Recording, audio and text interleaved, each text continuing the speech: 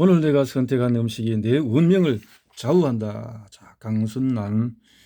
밥상이 썩었다. 당신의 몸이 썩고 있다. 예, 저자. 밥상을 모르는 의사는 의사가 아니다. 자연연구가 캐톨릭 명으로 안젤라라고 하는데 많은 자연식을 통해서 치유 사역이 일어나고 있는 사역자입니다. 이 사역자의 글을 이제 또 이어서 오늘 내가 선택하는 음식이 내 운명을 좌우한다. 오늘 내가 단 한 번뿐인 목숨 위에 중환병에 걸린 사람들은 누구나 하루빨리 병을 고쳐서 예전처럼 건강하게 살고 싶어 한다. 그러면 어떻게 해야 병을 고칠 수 있을까? 그것은 매우 간단하다. 봄이 오면 제비가 오고 가을이 오면 기러기가 가듯이 모든 생태계의 원리와 이치만 알면 된다. 암에 걸린 사람은 암이 무엇을 싫어하느냐만 알면 되는 것이다. 뭘 먹으면 낫는다고 하는 사람들의 말을 믿지 말라. 어리석은 말이나 잘못된 충고에 현혹되어서는 안 된다. 내게도 하루에 몇 통씩 환자들의 전화가 온다. 암이 정말 나아요? 이런 사람에게는 나는 이렇게 대답한다. 네? 암이 어떻게 나아요? 그러면 그 사람은 나중에 날 이렇게 얘기한다. 그 여자 말투가 되게 못돼서. 하지만 사실이다. 암이 얼마나 진행된 상태인지 모르면서 어떻게 똑떨어지게 대답할 수 있는가? 그렇게밖에 말 못하는 내 심정은 얼마나 답답할까? 사실 나는 오랜 경험을 통해서 암이 싫어하는 환경을 어떻게 만들어주느냐를 가르쳐 주는 것이지 내가 낫게 해주는 것이 아니다. 그리고 병원에서 내일 모레 죽는다고 하는 사람도 낫는다 못 낫는다고 말할 수 없지만 본인만이 고칠 수 있다. 자신들이 만든 상황이기 때문에 자연요법을 통하면 본인 스스로 고칠 수 있는 것이다. 말기암에 걸려 시한부 인생을 선고받은 사람이 찾아와 통곡하고 기도하며 말한다. 선생님, 살려주세요. 누가 어떻게 살려준다는 말인가? 예수님이 내가 천만의 말씀, 자기 스스로 만든 환경이다. 내 탓이요, 내 큰 탓이로 소이다. 맛있는 음식도 내가 집어먹고 독약도 내가 집어먹었는데 누구를 탓할 것인가? 암을 고치고 싶으면 암이 제일 싫어하는 것이 무엇인가?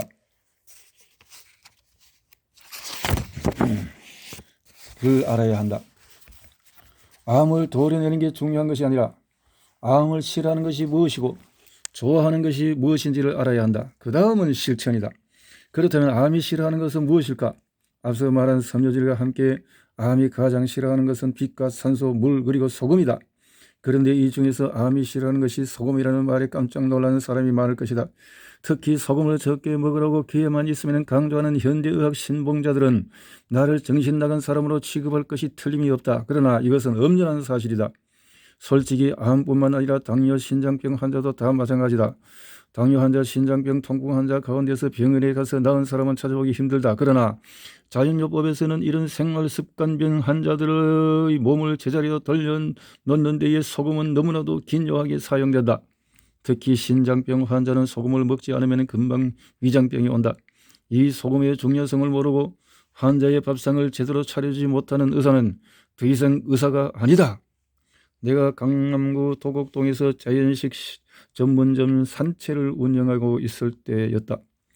우리 음식점은 모든 음식이 현미와 채소 일색인 자연 먹을거리 그대로인 데다가 소금을 많이 넣어서 발효시킨 된장과 고추장 등 장류를 사용하기 때문에 지금 장독대처럼 음식이 비교적 짭짤했다.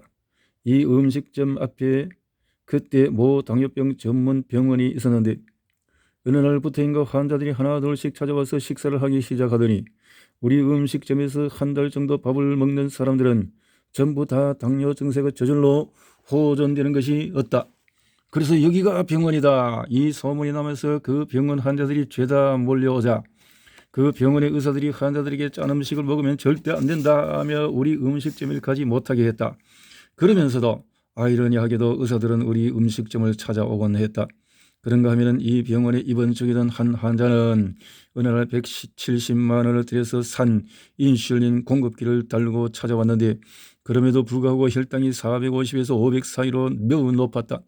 내가 섬유질이 많은 야채를 먹게 하고 교육을 시켜드리 불과 며칠 만에 혈당이 135로 떨어졌다. 그러자 그 환자는 어찌나 분한지 그 인슐린 공급기를 들고 병원 앞에 서서 미쳤어. 세상이 왜 이래. 이건 아니다. 이건 아니야 하고 외치고 싶었다고 했다. 얼마나 많은 사람이 자신처럼 시행착오를 겪고 있는 줄을 너무나 잘 알고 있었기에 분노에 북받쳐 그렇게라도 하고 싶었다는 것이었다. 이것은 사실이다. 나는 환자들의 병을 고친 것이 아니다. 그들의 당뇨가 호전된 것은 채소와 소금을 많이 먹으라는 내 교육의 힘이었다. 그렇기 때문에 지금도 내가 운영하는 장독대야말로 병원이며 나의 명함이 없는 병원장인 셈이다. 의사들은 박물관에서 나 전시해야 할 박제된 이론만을 맹신하며 병에 걸린 사람에게 어떠한 확실한 방법을 제시하지 못하고 있다. 그러는 사이에 병든 사람들은 세상적으로 쏟고 이용당하면서 고통스럽게 살아간다. 나는 이런 사람들이 불쌍하기만 하다. 한 사람의 영혼만 구해도 천국은 나의 것이다. 칼을 들고 돈을 빼앗아가는 사람만이 강도가 아니다. 좋고 나쁨의 잣대를 누구에게 어떻게 들이댈 것인가? 아닌 것을 옳다고 하고 옳은 것을 아니다라고 하는 이 표리부동함을 어떻게 해야 할 것인가? 그러나 진실은 썩지 않은 소금과도 같아. 나는 음식점을 해도 병원이 부럽지 않다. 이 세상 나처럼 많은 암 환자나 당뇨 환자를 만나본 의사가 없고 실제로 내 음식점에서 많은 당뇨 환자와 암 환자가 몸을 바로잡아 나갔기 때문이다. 한 사람의 영혼만 구해도 천국은 나의 것이라고 하지 않았던가? 나는 일찍부터 소금의 중요성을 깨달았고 자연건강법의 연구와 함께 자연식 전문점을 운영해 오면서 이 소금을 이용하는 요법으로 많은 생활습관병 환자들을 절망의 문턱에서 구해내 주었다. 그렇기 때문에 나는 오랜 경험에서 나온 확신을 갖고 누구보다도 자신 있게 얘기할 수가 있는 것이다. 소금요법을 이용해서 암의 증상이 호전된 사람은 많지만 다음에 얘기하는 이 두 수녀분의 경우도 마찬가지이다. 오늘 방광암에 걸린 수녀님 한 분이 나를 찾아왔다. 이분은 가족 8남매가 암으로 세상을 떠났기 때문에 암에 대해 남다른 공포심을 갖고 있었는데 갑자기 배가 아파 서울의 모 이름 있는 병원을 찾아갔더니 아니나 다를까 난소암이라는 판정이 내려졌다고 했다. 의사는 조그만 거니까 금방 나을 수 있다며 수술을 할 것을 권했다. 하지만 다른 남매들처럼 혹시 수술을 하다가 잘못돼 암이 커지기라도 하면 어쩌나 하는 생각이 수녀님은 3기가 넘었으면 절대로 수술을 받지 않겠다고 했다. 그러나 의사는 2기 정도의 작은 암덩어리니 걱정하지 말라며 재차 수술받기를 권했다. 소년은 결국 수술에 동의했는데 수술이 끝나고 어쩐지 의사의 표정이 이상했다. 그래서 간호사를 불러서 어떻게 된 거냐고 물어보았다가 청천벽력 같은 얘기를 들었다. 사실은 수녀님, 배를 열고 보니 난소암이고 방광암이었어요. 그래서 그냥 방광암은 수술을 못하는 병이다. 그래서 난소암인 줄 알고 배를 열었다가 얼른 덮고 깨며 버린 것이었다. 수녀님은 실도 안 뽑고 나에게 달려왔다. 나는 수녀님에게 내가 알고 있는 자연요법을 총동원해 온갖 증상을 쏟았다. 특히 마고약이라고 부르는 토란 고약의 효과는 놀라웠다. 이 고약을 수술 부위에 발랐더니 일주일도 안 되어서 아기 머리통만한 핏덩이가 안팎으로 쏟아져 나오기 시작했다. 피를 얼마나 많이 쏟아냈던지 수녀님은 다시 그 병원으로 가서 피 주사를 맞겠다고 했다. 사실 이 피 주사도 맞을 필요가 없었다. 그러나 수녀님이 하도 걱정을 하기에 가서 맞으라고 한 것이었다. 병원 침대에 누워 피 주사를 맞으면서도 수녀님은 내가 가르쳐 준 대로 밥은 먹지 않은 채 쉬지 않고 죽염만 마치 밥 먹듯이 드셨다. 의사들이 그게 뭐냐고 묻자 그들의 오진으로 바짝 이야기 올라있던 수녀님은 환한 목소리로 쏘아붙였다. 그건 왜 모르요? 소금이야, 죽염. 의사들이 깜짝 놀라 절대로 드시지 말라고 하자 수녀님은 그 말을 철저히 무시하고 계속 죽염을 드셨다. 그런 모습에 질린 의사들은 더 이상 말도 하지 않았다고 한다. 어차피 죽을 사람이니 마음대로 하라는 표정이 역력했다는 것이다. 그러나 그로부터 며칠이 지나자 수술 부위의 상처는 깨끗하게 아물고 증세가 몰라보게 호전되었다. 그리고 수녀님은 의사들이 고개를 갸웃거리며 자기들끼리 수근거리는 얘기를 들었다고 했다. 세상에 암 환자의 피가 이렇게 맑다니. 그 말을 듣자 수녀님은 죽염 섭취량을 계속 먹을 수 있는 만큼 최대한 더 늘렸다. 그리고 지금도 건강에 살아계시고 누구보다 소금과 자연요법의 신봉자가 되어 있다. 그런데 막스 그것은 그 암 치료에서는 절대 소금을 못 먹게 했던 그 내용이 있기 때문에 또 지금 현대 의학에서 뿐만 아니라 또 자연 치유하는 분들도 소금을 참 굉장히 조심스럽게 섭취하는 부분이 있는데, 이 장독대의 이 강순남 여사는 소금에 대한 아주 확신에 있는, 소금을 아주 그냥 막 퍼먹듯이 먹는 치료를 하고 있다라는 것을 볼 때 아주 대단한 확신 속에서 치료의 효과를 보고 있으니까 더 계속 연구를 해봅시다.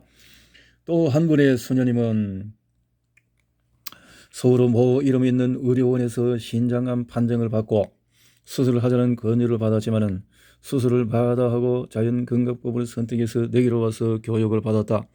그런데 이 수녀님은 소금을 전혀 드시질 않는 것이었다. 원래 철저히 소금을 먹지 않는 무염식주의자인데다가 신장암 환자는 소금을 절대로 먹으면 안 된다는 고정관념에 빠져서 더 그러했다. 열심히 단식과 풍욕을 하고 한 달 후에 검사를 해보니 암이 커져 있다고 했다.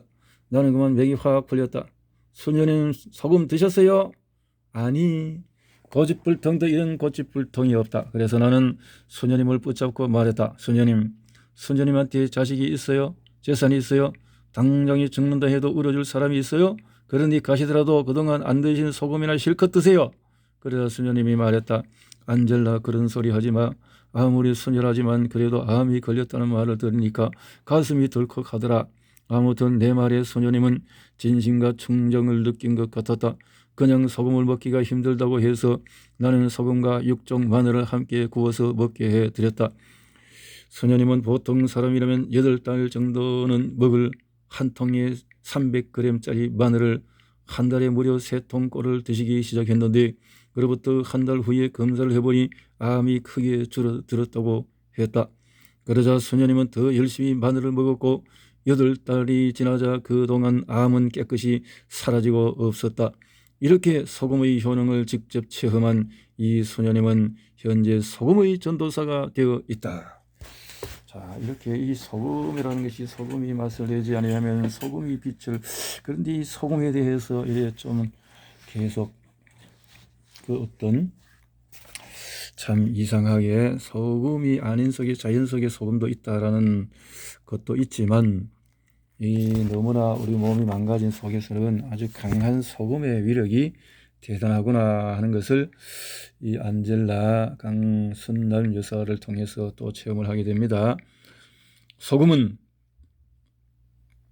밥상과 건강의 파수꾼이다. 성경은 너희는 세상의 빛과 소금이 되라고 했다. 우리 인간은 물론 세상의 모든 생명이 있는 것은 빛이 없으면 살지 못한다. 소금도 마찬가지다. 소금이 없으면 모든 생명이 다 썩는다. 동식물을 떠나서 생명이 있는 모든 것은 몸에 다 염기를 지니고, 그렇지, 염통에는 암이 없잖아요. 이 소금이 없으면 몸이 썩는다. 따라서 소금이야말로 생명의 방부제인 것이다. 설탕이 많이 든 음식은 금방 상한다. 단 음식에는 벌레도 많이 모여든다.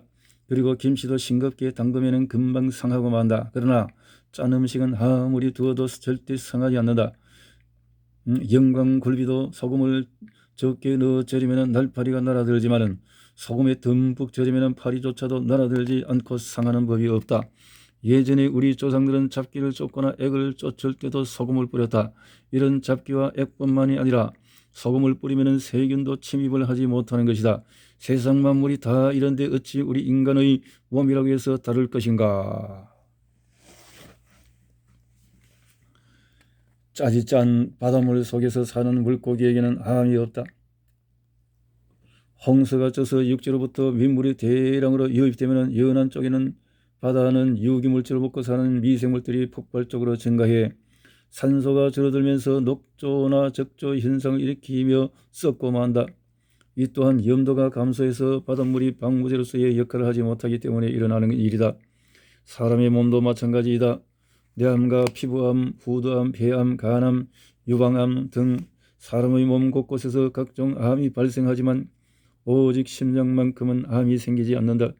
인체의 장기 중에서 염도가 가장 높게 유지되는 것이 이 심장이기 때문이다. 그래서 우리는 이 심장을 소금 염자를 써서 염통이라고 부르는 것이다.